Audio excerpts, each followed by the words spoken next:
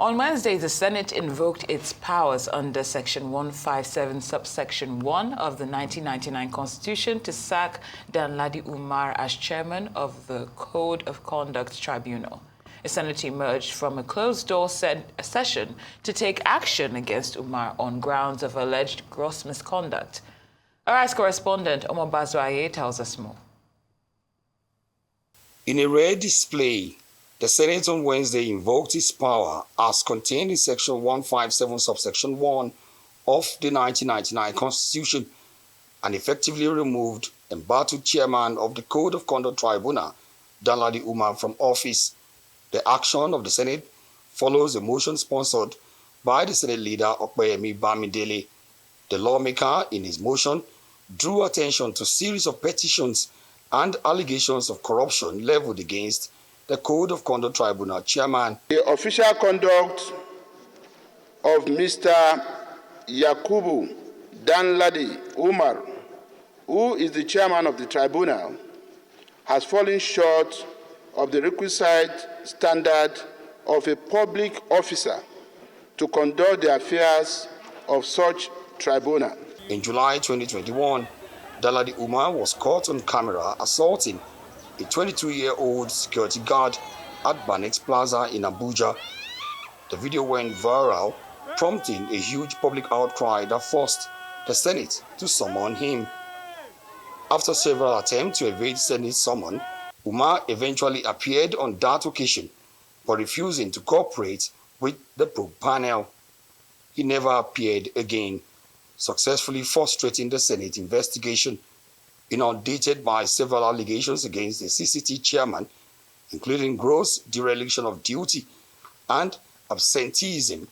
The Senate on Wednesday deliberated behind closed doors extensively on his next line of action against Umar and resolved to adopt the motion asking it to invoke his power in Section 157, subsection 1 of the Constitution, using a two-thirds majority vote to remove Danladi Umar from office.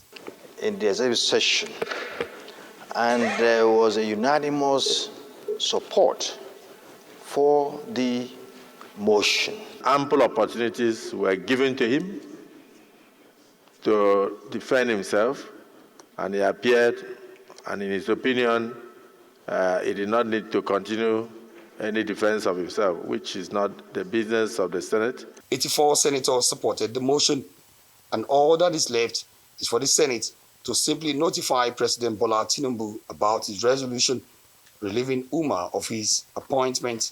As the Chief Whip of the Senate, I want to officially confirm that 74 senators have signed the register while 10 senators are present. But by our tradition, 10 leadership, by our tradition, leadership don't sign the register.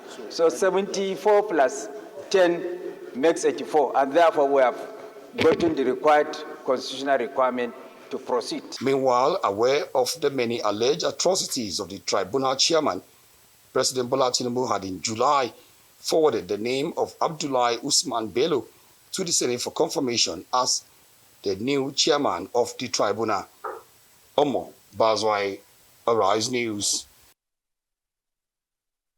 Well, Arise News analyst Dayo Sobowale joins us now to discuss this development, as well as the need to ensure that people in Nigeria, in charge of Nigeria's fight against corruption, are above reproach. Mr. Sobowale, it's a pleasure to have you on Newsday.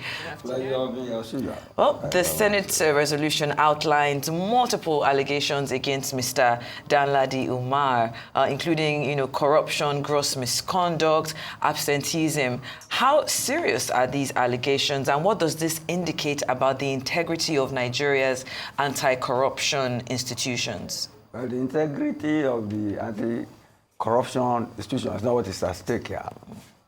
What is at stake is that the Senate has found it important enough to ask the president to sack this man.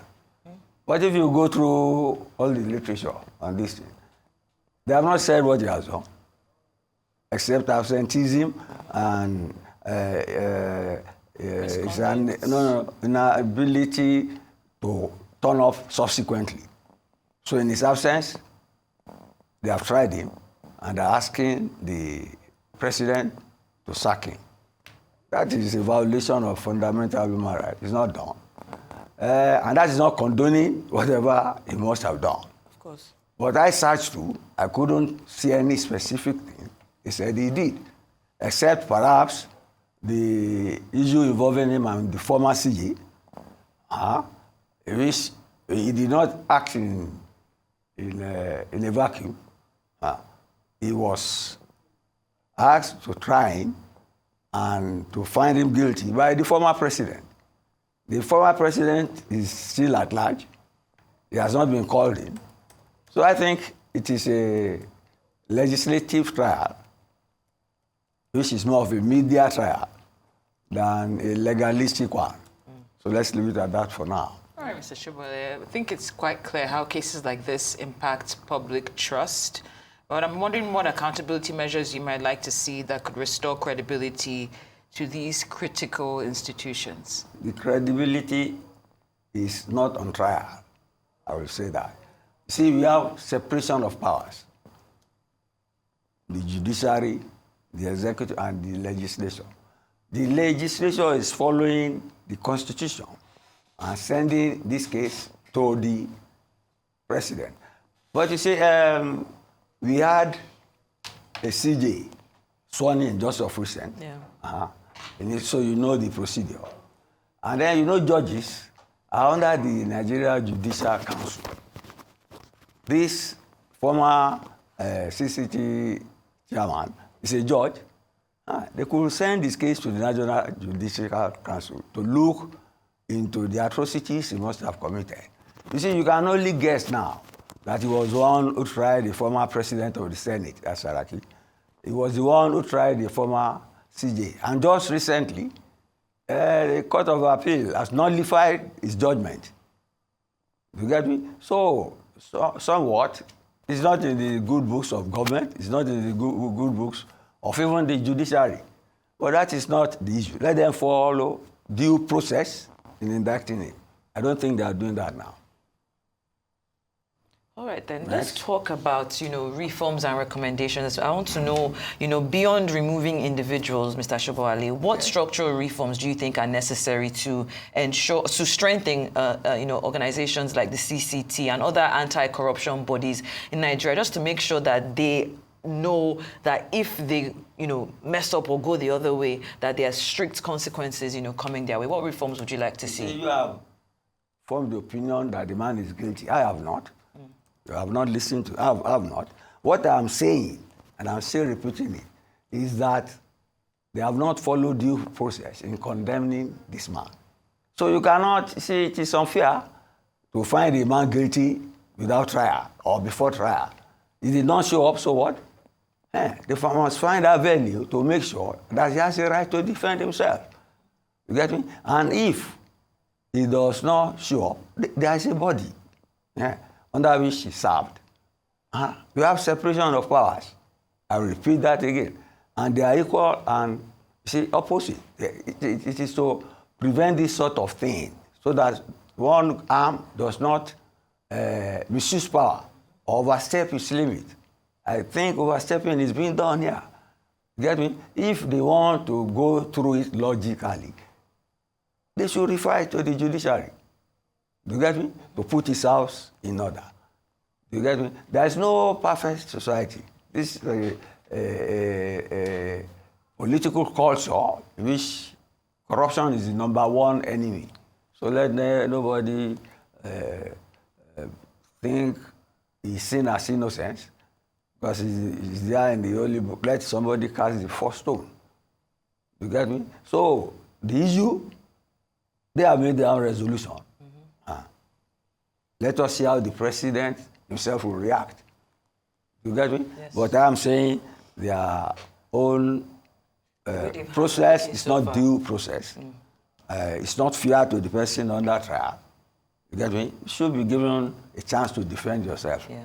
And then the appropriate institution should be the one to look into the matter. Yes. So let us not start trying our anti-corruption bodies. You answered my question, because that in itself is a reform. The way the case, the way the case was handled, Cynthia. So you are supposed to presume people innocent. Until they are found guilty in the court of law. No, of course, absolutely. And I'd just like us to focus on the anti-corruption perspective. How do Nigeria's anti-corruption institutional challenges compare with other African countries in terms of potentially successful models that we could learn from? There are no successful models. If you are talking of anti-corruption, you prosecute people, and and if they are found guilty, you sentence them in a way to deter. But invariably, if you look all over Africa, it's those who are in power who succeed themselves. They are dynastic succession.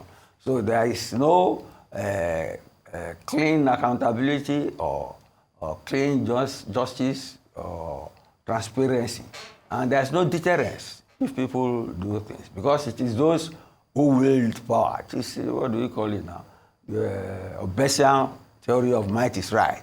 It's the powerful who determine what justice is. And under the cloak of the law. So what we are looking at is our separation of powers. What the House is doing is an attempt. It's a bold attempt. It's a bold anti-corruption attempt. But I'm saying they should not jump the gun. They should not jump the gun. And make sure they give the so-called culprit a fair hearing to defend himself. That's justice. Yes. Well, I want to touch on, the Senate citing ongoing investigations by security agencies like the EFCC, ICPC, and even the DSS. Do you think that the handling of, we've touched on how they've handled this issue, but how if we look at the approach to accountability at the highest levels of government, because I get what you're saying, Mr. Sobowale, we're on the same side here when we look at the process. But when I just talk about, because there's this thing about people in power, especially people in positions of power, seeming above reproach. I want to, yes. I mentioned Obesian theory. Yes. You know what it means? Yes. People using force to have their way. But then you are a Nigerian. You know the people in the Senate. Many former governors are there. Yes. You get me? And many people there have cases with the FCC. It's an open secret, unless you are Japanese. You should know. A lot of people have EFCC pending cases. Luggage on their neck. And you see, if you look at it in that light, you must be wary of when they start punching accusing figures at some people. Now, you must balance issues. They have vested interest on some occasions. But then it's the motive that I look at. If the motive looks in the public interest, salutary and for the public good, I welcome it. Get me? You don't shoot the messenger. It does not matter who is attempting it.